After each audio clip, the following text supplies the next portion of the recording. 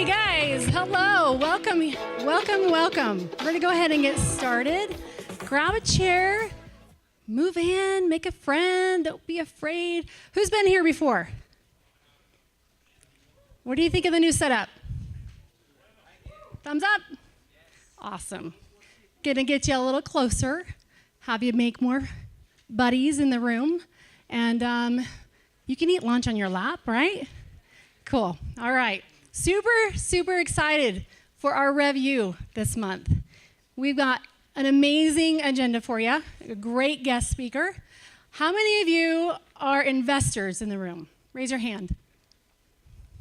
Raise them tall, guys. Be proud of that. Come on. Hands up, investors. I see one. Thank you, AJ. Okay, how many of you are entrepreneurs?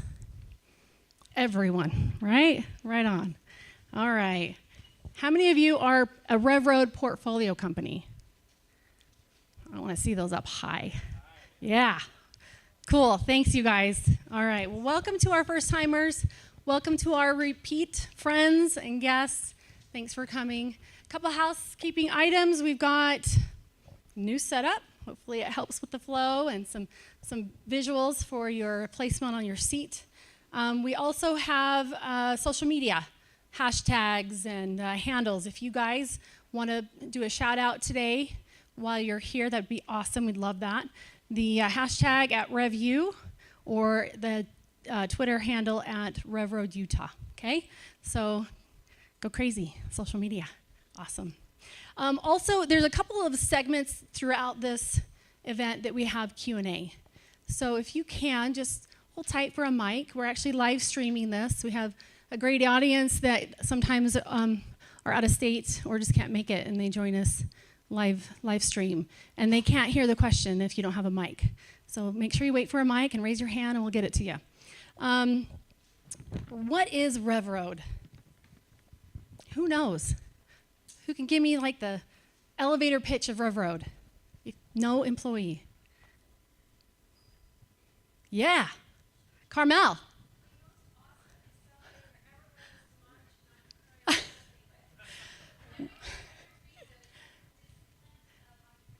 Oh, Carmel. We would have paid her, but we didn't have to. Thank you, Carmel. That is super sweet. We are a venture service group, so we provide services to companies for a 2-year period, and we feel like we can really add value in some of these areas where they need a little help. And so we work with them for 2 years and fill in the gaps where they're missing and become part of their team and help them build their team and train them and create institutional change for, it's that crawl, walk, run mentality, and we want to help them run to their success. So that's a little bit about RevRoad. A couple of announcements. I want to just kind of spread some of our announcements out throughout the event. RevUp is tonight at 4 p.m. Seth leads that. It's a great validation process that he walks you through. They'll be working on problem solution questions tonight, so that's a vital part of your startup when you're just beginning. So join him today at 4.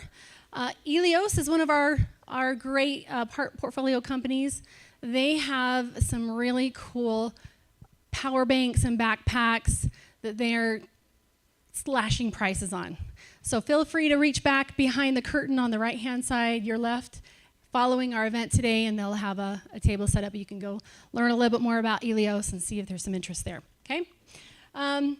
Schedule. We're going to just do a quick rundown of what our events today. On the board, we've got the development, 5 mistakes you cannot afford to make, by our very own co-founder and CTO, Bruce Hassler. And then we'll have a little introduction from our amazing sponsor of lunch today. And then we'll run into our Builder series. So make sure you stick around the whole time because lunch is at the end and it's going to be fantastic.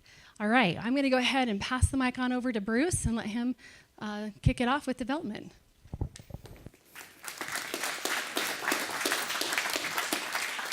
All right, thank you, Amy. So super excited to be here. Like Amy said, my name is Bruce Hassler. I'm the CTO here at RevRoad. I've been working in the software industry for about 25 years. built everything from large enterprise products down to helping, a lot of startups build MVPs and get products out into the market. So it's been super fun. I want to share with you today some of the things that I've learned. So this isn't something that I just Googled and, found something that was cool that somebody else had put together. These are the mistakes that I've made myself. These are mistakes that I've seen other companies make. And hopefully by talking about this, you can avoid it. And so just to get started, just shout out, I've got a screenshot of a product here. Who knows what product this is? Just say it. Apple Maps. Any other guesses? Amy said a hot mess. I don't think I've ever heard of that one. Okay, so I want to show just a quick clip that introduces this. Next is Maps.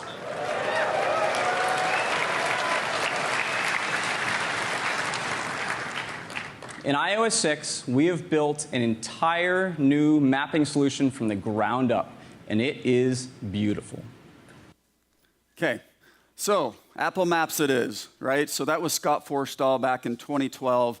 He was at the Worldwide Developers Conference, and he was introducing Apple Maps. And so for those that don't remember, if anybody bought one of the original iPhones from 2008 all the way up into 2012, the default mapping application was Google, right? And so they decided to build their own. And Apple and Google have very different approaches as they did this. When Apple released this, they actually had some really cool technology. They had things like flyover view, so you can go look at buildings, and had some really cool technology in it. But who remembers how that launch went? It was terrible. So here's some screenshots. So I don't know about you, but I would not want to drive down the freeway on that. So that looks super scary. So this is directions to Madura. It's a city in Australia. It actually led people to a national park where the temperatures were about 120 degrees, and there was no water, no food or anything, so a real hazard for the tourists there. And so that wasn't super cool. Here's a picture of some cityscape that's just collapsed. And so it was a complete disaster. Super not cool. And the main thing, like I said, the difference between what Apple and Google did, Google for years and years and years had been doing this mapping thing. And they had done an incredible job of getting feedback from their users, right? So if I was using Google and I got mapped to some national park, I would go submit feedback and tell them, hey, it was wrong. And then they incorporated that and changed it. And Apple didn't really do that when they launched it. And so hopefully we can learn from what they did. I want to share an example with you of a company that we worked with recently that did a great job of engaging customers, and it had real benefit. So this is the first thing we're talking about is no customer feedback. But I want to talk a little bit about Hello. So who's heard of Hello? Yay, okay, cool. So June is the CEO of Hello. He's sitting up here in the front seat. And we had a great opportunity of working with Hello and building some features for the app.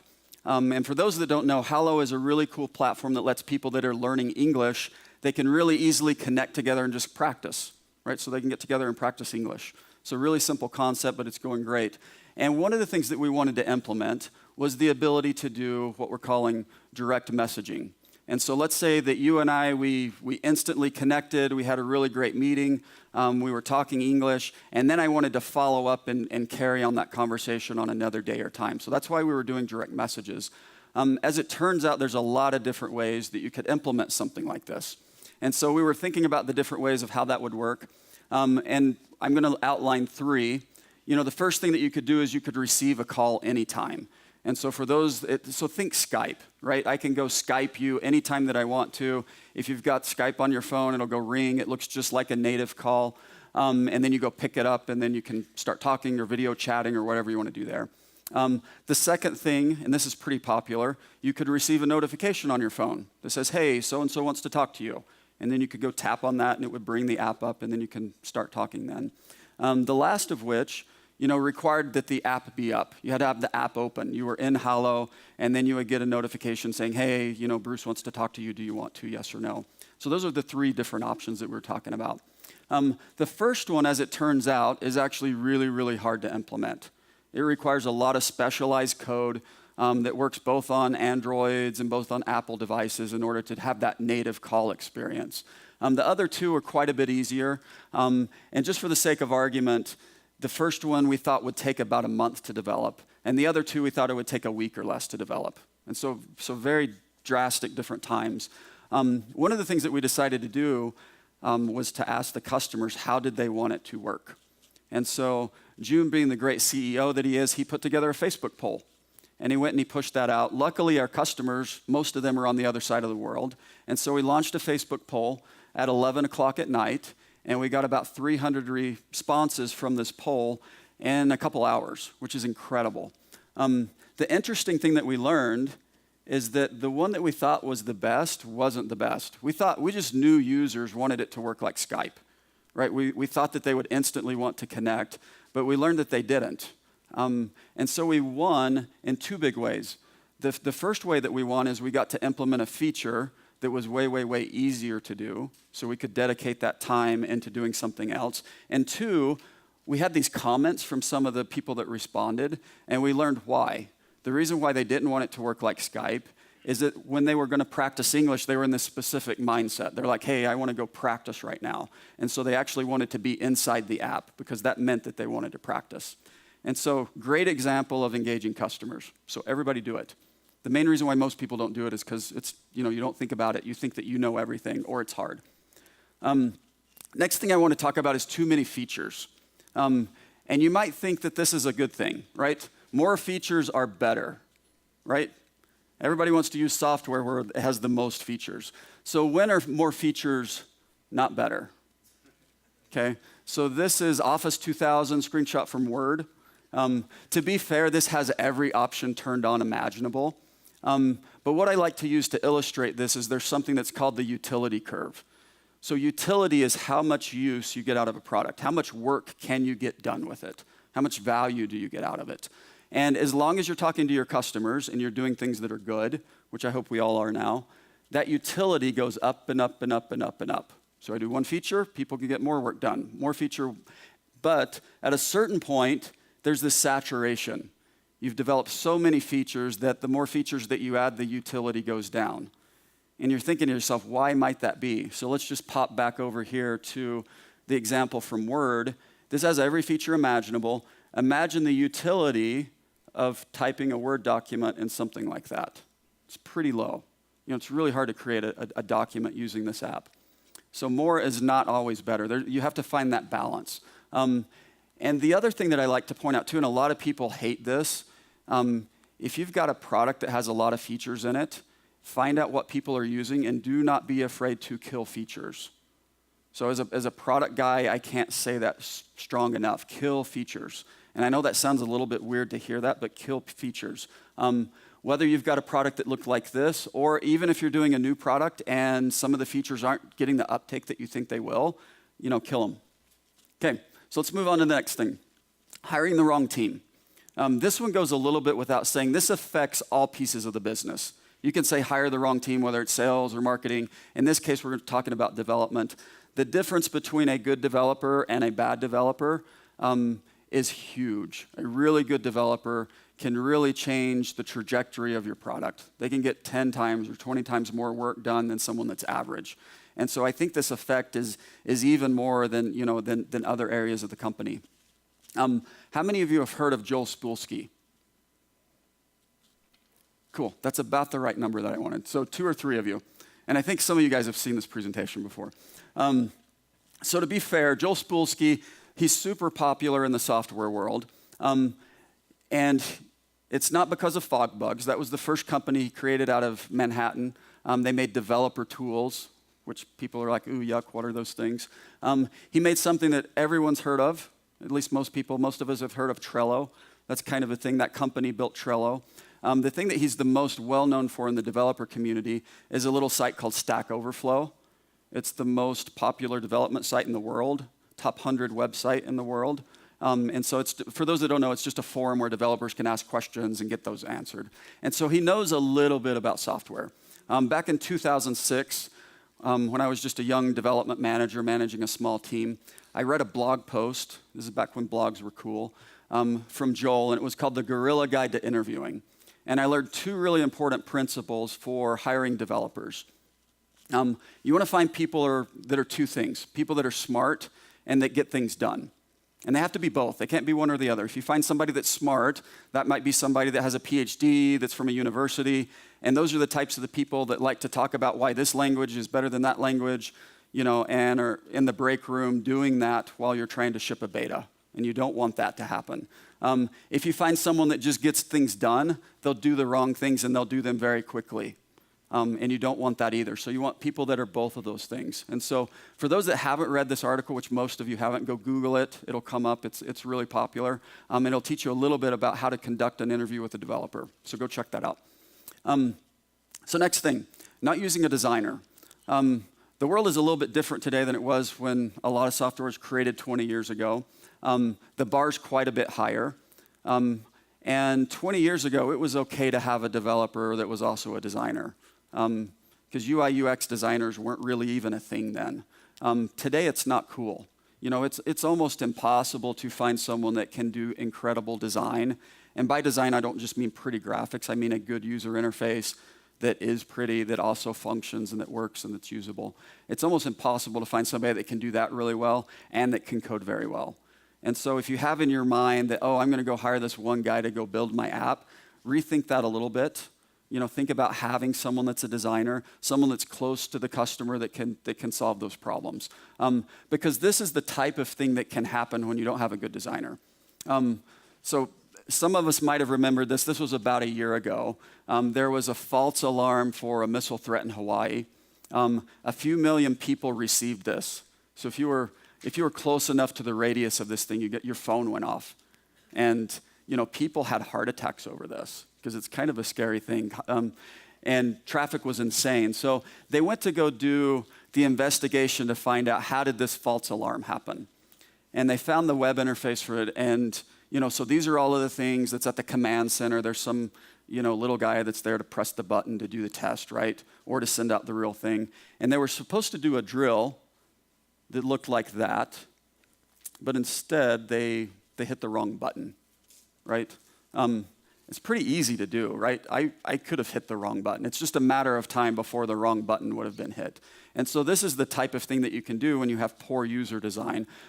It's funny, this screenshot, can't remember what website it was, had hundreds of designer critiques of it, of like, they should have done this, or they should have done this, or they should have done this. But the key point being, you've got to have somebody that can make a good user experience.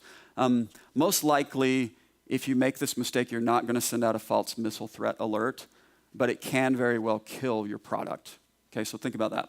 The last thing that I want to touch on before I turn the time over to Dennis is, as founders, a lot of you raised your hand as being entrepreneurs in here. You've got to be involved with the product. And by that, I don't mean you have to go learn how to code.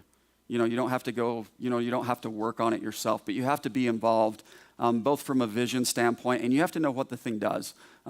So I love Marvel movies, right? So I get to watch these with my son. This is a couple screenshots from Iron Man, the very first one. Here we've got two leaders from a terrorist group, and what they did was they kidnapped Tony Stark, and they said, "Hey, I want you to build this Jericho missile thing." You guys remember this? And so they took Tony, they took this other really smart scientist guy, and they went and they shoved him in a cave. And they said, "Build this. We'll give you whatever you want." So they got their big parts list, and they started working on it. A couple months later, they went down to see what they had built. Okay, and this is what they built, right? I don't know about you, but that does not look like the Jericho missile. Okay, so they had this vision of what they wanted, and this is what got built. And this is the type of thing, and this is kind of a silly example, but this is the type of thing that can happen when you as a founder aren't involved with the product. And as a great example of this, I used a bad example of Apple at the beginning. I'll use a good one here. Steve Jobs, so he was a college dropout. He didn't really code or design circuits and stuff like that. He tinkered in it. But one of the things that he did at Apple, this was his team that built the iPod, is he went to the engineering department every day. He spent more time with these guys than anybody else in the company, and he played with the products. And he gave input to the products. He loved the products. And what did that equal? He was their biggest evangelist, right? He would come out and tell everybody how awesome the iPod was.